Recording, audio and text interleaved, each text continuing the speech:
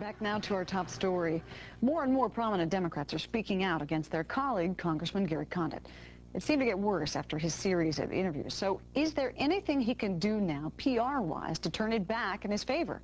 We're asking that of media strategist Michelle Jordan. She's joining us live from Irvine, California. Michelle, thanks for being with us. Not at all, Linda. Good afternoon. Hi. I should explain to people that you helped arrange the Connie Chung, Karen Stanford interview. That's right. Yes, I did. So the reason why I point that out to our viewers is that the other night on TV, when Chad Condit was on the air, and he was defending his father and defending his father's performance on TV, he said, we picked the wrong interviewer. Connie Chung did a terrible job, in essence. I mean, he was blaming Connie Chung. You've had your experience with Connie. What do you think about Chad Condit's answer? Well, you know, I think it's rather typical of the way this seems to be going. If you look at what happened today, for example, the resignation by the two young children, not young children, the two youngsters, it was sort of a noble and rather sweet attempt. But what they have done is simply spin the story out for another couple of days.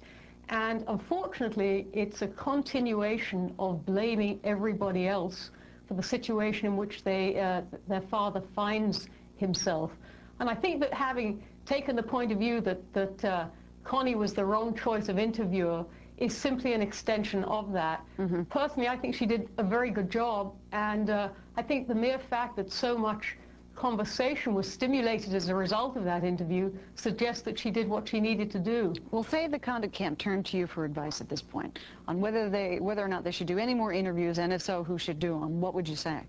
I would say at this stage that you have to really now call an end to it.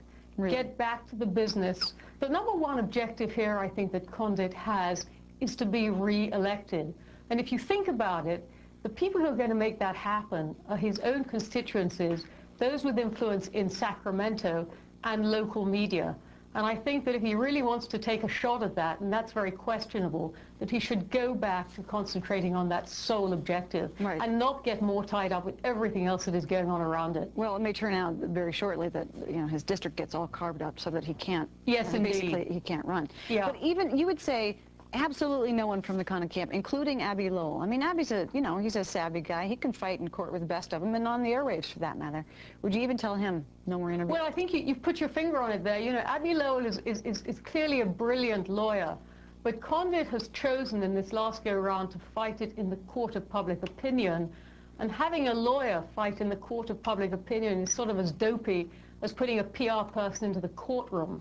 And I think that Abbe Lowell, the first mistake he made was to take on the media, so it was from the very beginning confrontational. Mm-hmm. And I think that Abbe Lowell should probably stick to the courtroom rather than the court of public opinion. You know, now that we know what we know about Gary Condit's interview, Chad Condit's interview, I mean, we understand from Connie Chung herself that it was really his family calling the shots on what he said and to what extent he went in his statements. Would you have done anything differently? I mean, knowing that you really can't overrule the family in this one.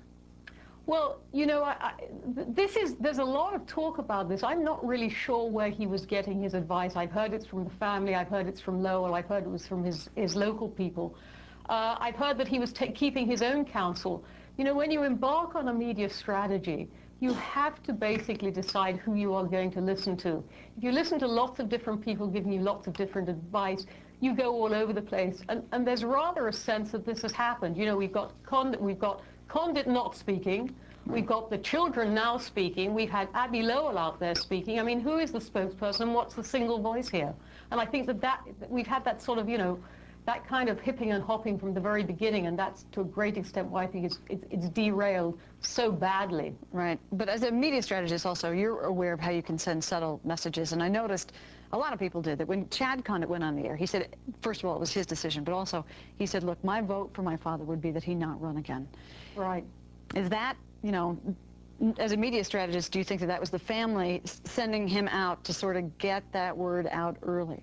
You know, he claims it wasn't, and I can only speculate. I actually think that that's the piece of information that's sort of flown under the radar screen, because here was the family, those who are closest to Condit, saying, hey, Dad, you know, you shouldn't run again. Yeah. I wish I could tell you. I wish I could tell you, yes, this is consistent with the strategy. They're now using the family to advance this. But again, it's very, very hard to say. I think it may have been a remark that was thrown out there by chance. Michelle Jordan, media strategist. Yes, thank you so much. I'm sorry, you were certainly what? No, I was going to say, certainly, if his own son is saying, don't run, Dad, it's very, very hard to know where he can go from here. Exactly. Michelle Jordan, thank you once again. Thank you, Linda.